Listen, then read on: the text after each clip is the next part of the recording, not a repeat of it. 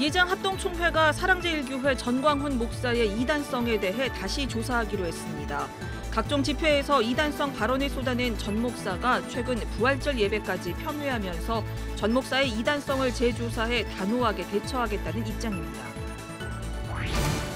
일본군 위안부 피해자들이 일본 정부를 상대로 낸 두 번째 손해배상 소송이 각하되면서 사실상 패소했습니다. 정의기업연대를 비롯한 시민단체들은 역사를 퇴행시키는 판결이라며 강하게 반발하고 나섰습니다. 기후위기에 대한 교회의 대응이 요구되고 있는 가운데 서울의 한 교회가 탄소 배출 제로를 목표로 하는 환경선교에 첫 발을 내딛었습니다. 환경선교의 주체는 여선교회, 여성평신도들로 교회와 지역사회를 아우르며 기후위기에 적극 대응해 나갈 계획입니다. 위드 코로나 시대를 맞은 지 1년, 한국교회의 다음 세대를 책임져야 할 대학 캠퍼스 선교단체들이 수업을 비롯해 대부분의 생활이 비대면으로 이루어지면서 사역에 어려움을 겪고 있습니다. 기획보도 코로나 시대 캠퍼스 선교단체의 현주소를 짚어봅니다. 여러분 안녕하십니까? CBS 뉴스입니다. 대한예수교장로회 합동총회가 사랑제일교회 전광훈 목사의 이단성에 대해 다시 조사하기로 했습니다. 예장 합동총회는 지난해 각종 집회에서 이단성 발언을 쏟아낸 전광훈 목사의 이단성을 조사하고도 교인들의 참여 자제를 권고하는 선에서 마무리한 바 있는데요. 이런 가운데 전 목사가 최근 부활절 예배까지 폄훼하자 전 목사의 이단성을 재조사해 단호하게 대처하겠다는 입장입니다. 송주열 기자의 보도입니다. 한국교회 주요 교단들이 참여한 8개 교단 이단대책위원장 협의회는 지난해 각종 집회에서 이단성 발언을 쏟아낸 전광훈 목사를 비신학적이고 반성경적 인물로 규정했습니다. 그러나 이단 전문가들이 내놓은 보고서와 달리 주요 교단들은 전 목사에 대한 이단성 규정에는 유보적인 입장을 보였습니다. 예장 합동 역시 지난해 총회에서 전광훈 목사가 공개적으로 회개할 때까지 전 목사와 관련된 모든 집회에 교류, 참여 자제하기로 한다고 정리했습니다. 그러나 전 목사가 하나님 까불면 죽어라는 신성모독 발언에 이어 얼마 전 부활절 연합예배에 대해 문재인 대통령에게 팔아먹으려 한다는 등 예배 폄훼 발언을 쏟아냈습니다. 뭐라고? 진보 보수가 하나 되기 위하여? 어디 한국 교회를 말이야 문재인한테 팔아먹으려고 그따위 짓을 하냐 말이야. 정신 나가지고 말이야. 이 같은 막말 발언이 계속되자 예장합동총회 임원회는 최근 모임을 갖고 한국교회 이미지를 훼손하고 있는 전광훈 목사에 대해 기존 유보적 입장과 달리 단호하게 대처하기로 했습니다. 총회 임원회는 이단 사이비대책위원회에 정치적인 입장을 배제하고 전 목사의 신앙과 신학을 조사해 줄 것을 요청했습니다. 예장합동총회 이대위는 지난해 105회 총회를 앞두고 복수노회에서 상정한 전광훈 목사 이단 조사 헌의안에 대해 어느 정도 조사를 마무리한 것으로 알려져 조만간 결론이 날 전망입니다. 상당히 심각한 교리들이 있어요. 신천지 같은 그런 비슷한 교리들이 있다고. 전광훈 목사의 그동안의 청교도 훈련원에서 강의한 내용들을 전부 검토를 했어요. 그래서 거기서 이단성 있는 내용을 찾아서 정리 중에 있습니다. 국내 최대 교단인 예장합동총회가 전광훈 목사에 대한 이단성을 재조사하면서 타 교단에도 영향을 미칠 것으로 보입니다. CBS 뉴스 송주열입니다. 위안부 피해자들이 일본을 상대로 법원에 제기한 두 번째 손해배상 청구 소송에서 각하 판결을 받았습니다. 정의기억연대를 비롯한 시민단체들은 역사를 퇴행시키는 판결이라며 강하게 반발하고 나섰습니다. 오요셉 기자입니다. 서울중앙지법 민사합의 15부는 고 김복동 할머니와 이용수 할머니 등 20명의 일본군 위안부 피해자와 유족들이 제기한 손해배상 청구 소송을 각하했습니다. 재판부는 국제관습법과 대법원 판례 등에 따르면 외국의 주권적 행위에 대해 손해배상을 청구하는 것이 허용될 수 없다고 밝혔습니다. 한 국가가 다른 국가에 대해 자국의 국내법을 적용해 법적 책임을 물을 수 없다는 국제법상 국가 면제 원칙을 판단 근거로 든 겁니다. 이 같은 판결은 지난 1월 1차 소송에서 법원이 일본의 손해배상 책임을 인정한 것과는 정반대의 결과입니다. 당시 1차 소송 재판부는 불법 점령된 우리나라 내에서 자행된 일본의 불법 행위에는 국가 면제가 적용될 수 없다고 판단했습니다.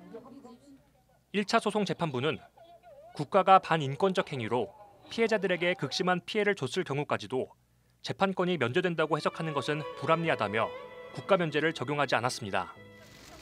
정의기억연대 등 일본군 위안부 피해자 지원단체 네트워크는 인권의 최후 보루로서 책무를 져버린 재판부를 규탄한다며 2차 소송 판결에 반발하고 나섰습니다. 이들은 자국의 국민이 중대한 인권 침해를 입었음에도 가해자가 외국이라 그 책임을 물을 수 없는 것인가라며 역사를 거꾸로 되돌리는 퇴행적 판결이라고 비판했습니다. 사실 우리나라뿐만 아니라 국제 인권적으로도 상당히 의미가 있고 국제사회에서도 상당히 관심을 가지고 있는 사안입니다. 지지난주에는 9개국의 그 총 410명의 법률가가 그 판결을 지지하는 성명을 내리기도 했거든요. 근데 오늘 그런 국제 인권적인 그 흐름 그리고 그 개인의 인권을 보장하는 방향으로 나가는 그 흐름에 역행되는 판결을 했다는 점에서 한편 법정에 출석해 선고 내용을 듣던 이용수 할머니는 판결이 끝나기 전에 먼저 자리를 떴습니다. 이 할머니는 울분에 찬 목소리로 반드시 국제사법재판소로 갈 것이라고 말했습니다. 너무너무 황당합니다. 어쨌거나 저 결과가 좋게 나고 나쁘게 나고 간에 국제사법재판소로 갑니다. 꼭 갑니다. 소송을 낸 원고 측 변호인단은 이번 판결에 굴하지 않고 항소해 다시 한번 진실과 정의에 입각한 판단을 내려줄 것을 요청하겠다고 밝혔습니다. CBS 뉴스 오요셉입니다. 기후 위기에 대한 교회 대응이 요구되고 있는 가운데 서울의 한 교회가 탄소 배출 제로를 목표로 하는 환경 선교에 첫 발을 내딛었습니다. 환경 선교의 주체는 여선교회와 여성 평신도들로 교회와 지역사회를 아우르며 기후 위기에 적극 대응해 나갈 계획입니다. 천수연 기자입니다. 서울 동대문구 전농동에 위치한 전농교회입니다. 이 교회 교인들은 지난달부터 하루 만보 걷기 운동을 벌이고 있습니다. 교인 한 사람이 하루 만보를 채우면 교회가 100원씩 환경 선교 기금으로 적립합니다. 현재 참여하는 교인은 200여 명, 걸음 수로는 매주 800만 보가 넘습니다. 탄소 사냥인 거죠. 자동차를 타는 것보다 탄소를 없앤다는 의미로 그래서 그 적립되는 기금으로 저희가 계획하고 있는 것은 농촌교회에 그 태양광 설치를 하는데 그것에 이제 보조를 할 목적으로 사용을 하고 있습니다. 지역 주민들이 무료로 이용하던 교회 카페는 일회용품을 사용하지 않는 생활 문화 공간으로 탈바꿈할 계획입니다. 또 교회 앞 화단뿐 아니라 지역 거리에도 꽃과 나무를 심는 마을 숲 조성 계획도 세웠습니다. 지역사회가 함께 참여하고 공감하는 환경 선교로 만들기 위해서입니다. 저희 교회가 이제 이 펼치는 환경 선교는 교회뿐만이 아니라 지역 주민들도 함께 하는 그러한 환경 선교를 통해서 정말 환경의 중요성을 우리 이 전체 마을 사람들도 함께 할 수 있기를 기대하고 그렇게 진행하려고 생각하고 있습니다. 전농교회는 이 같은 환경 선교 계획을 바탕으로 최근 기독교 환경교육센터 산림과 업무 협약을 체결하고 환경 선교의 첫 발을 내딛었습니다. 업무 협약의 주체는 목회자나 환경부서가 아니라 여선교회, 평신도 여성들입니다. 여선교회야말로 교회 안에서 환경 선교를 진행하는 데 있어서 지속적으로 감당할 수 있고 또 한 부서 차원에서 진행하는 것보다 조금 더 교회 전체적으로 이 일들이 영향을 미칠 수 있을 거라는 생각에서입니다. 지역 주민들과 한 호흡으로 간다고 했을 때 이 여성들이 할 수 있는 일들이 크고요. 기독교 환경교육센터 산림 측은 전농교회가 탄소를 배출하지 않는 이른바 탄소 중립교회로 나아갈 수 있도록 교회 안의 교육과 프로그램, 환경 선교사 양성에 협력해 나갈 계획입니다. CBS 뉴스 천수연입니다.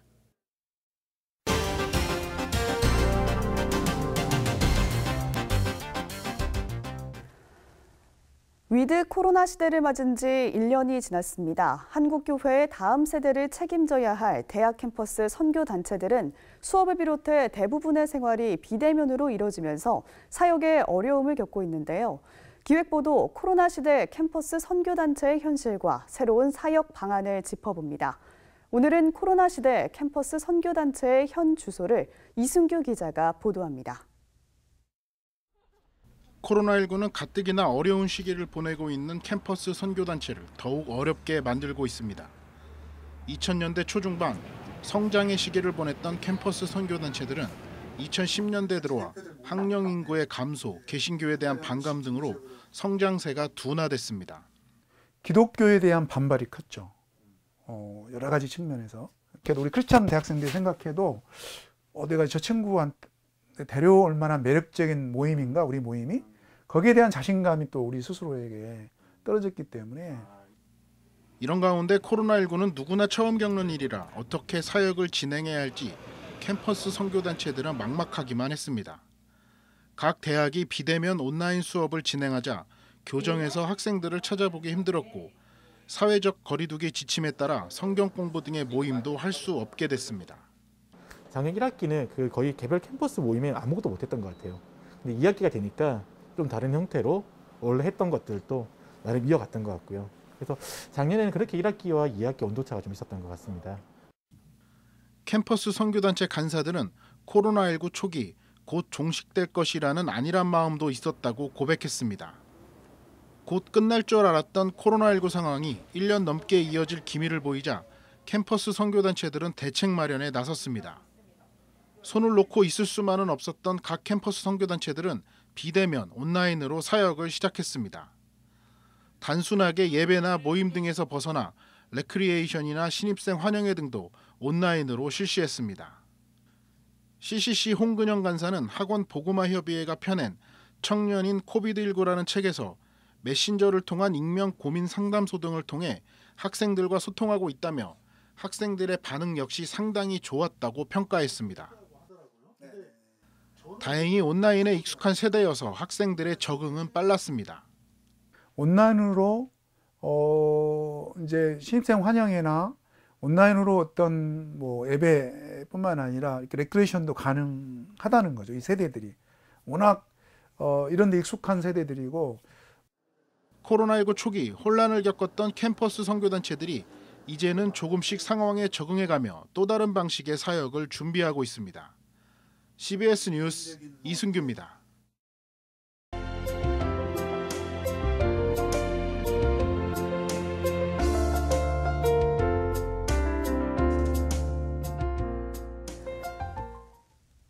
경기도 파주와 일산, 서울, 목동 등 세 곳에 예배당을 둔 충만한 교회가 코로나19로 인한 혈액 수급난을 해결하기 위해서 단체 헌혈에 나섰습니다. 이웃사랑 실천을 비롯해 평신도 리더 양성에도 힘쓰고 있는 충만한 교회를 이빈나 리포터가 다녀왔습니다. 경기도 파주시에 자리한 충만한 교회 주차장에 헌혈 차량들이 들어섰습니다. 차량 내부에선 헌혈과 헌혈을 위한 검사가 한창입니다. 코로나19 장기화로 헌혈자가 줄어들며 혈액 수급이 어렵다는 소식에 교회가 나선 겁니다. 주님의 베풀어 주시는 은혜에 보답하는 차원에서 주님을 사랑하는 표현으로 헌혈도 하고 이웃사랑 차원에서 또 헌혈을 하기로 결심을 했습니다. 더군다나 지금 한국교회가 이미지가 많이 실추됐잖아요. 빛과 소금의 사명 감당 못한 건 사실이잖아요. 그래서 빛과 소금의 사명 감당하는 겸 이웃사랑 실천 겸 주님을 향한 사랑 고백 겸 해서 우리 한번 헌혈을 해보자. 교인들도 기쁜 마음으로 헌혈에 동참했습니다. 코로나 상황에 이제 헌혈도 이제 요즘에 피도 많이 부족하고 해서 저도 이제 어디선가는 하고 싶었는데 마침 다니는 교회에서 이제 행사를 한다고 해서 이렇게 저도 동참하게 됐습니다.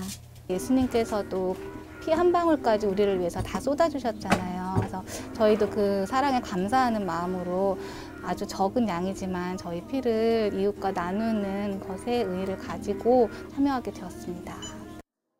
충만한 교회는 평소에도 천연 공방과 EM 공방, 중고 장터 등을 상시 운영하고 코로나 전에는 나눔 장터와 음악회 등의 행사를 개최하는 등 지역 주민들과 함께하기 위해 노력해왔습니다. 또 내부적으로는 평신도를 훈련해 리더로 세우는 양육 시스템을 구축해 평신도 사역자들을 양성하고 있습니다. 감독 역할인 목회자만 뛰고 있어요. 전도사, 목회자만 목회를 하고 성도들은 예배나 드리고 그 벤치에 앉아 있더라고요. 그래서 선수가 뛰게 하라. 성도가 뛰게 하라. 목회는 성도가 해야 된다. 사도 바울이 내게 들은 바를 충성된 사람에게 가르쳐라. 그들이 또 다른 사람을 가르치게 있을 것이다. 이 평신도가 목양하고 목회하는 이게 성경 스타일이라고 봅니다. 충만한 교회는 앞으로도 평신도 리더 양성과 지역사회 섬김에 앞장서며 북한 선교를 위해 가지고 있는 계획도 실현해 가겠다고 밝혔습니다. CBS 뉴스 이빈나입니다. 좋은 교사 운동이 기초학습에 어려움을 겪는 취약계층 학생들을 지원하기 위해 교원 성과금 20% 모금 운동을 진행합니다. 좋은 교사 운동은 최근 비대면 수업 등으로 취약계층 자녀들의 배움이 무너지고 있다며 교사들의 성과급을 모아 진행해온 학생 지원 활동을 올해는 기초학습이 부진한 학생들을 위해 사용한다고 밝혔습니다.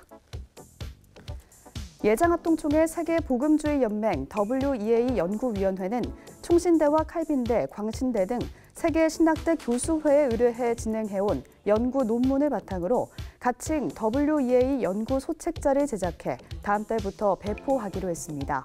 WEA 연구위는 오는 6월부터는 세계복음주의연맹 신학에 대한 찬반 토론회를 진행할 예정입니다.